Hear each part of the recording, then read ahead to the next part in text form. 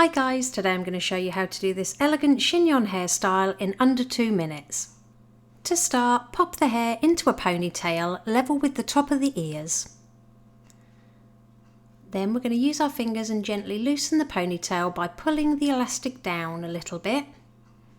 Next we're going to pop a finger behind the elastic band and I'm going to make a hole going diagonally from the left hand side up towards the right hand side of the head. Pop a couple of fingers through that diagonal hole, grab the ponytail and pull it all the way through to create a twist. Next we're going to add a clear elastic band towards the end of the ponytail, but on the last turn only pull it part way through to create a small loop. And I'm just going to take hold of this loop and gently roll it up the length of the hair until we reach the left hand side at the nape of the neck.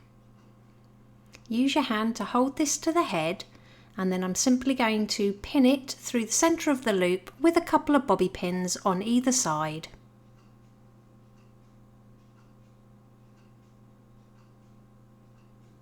And it really is that easy. Here's the finished look. If you liked it, please give it a thumbs up and don't forget to subscribe for more tutorials.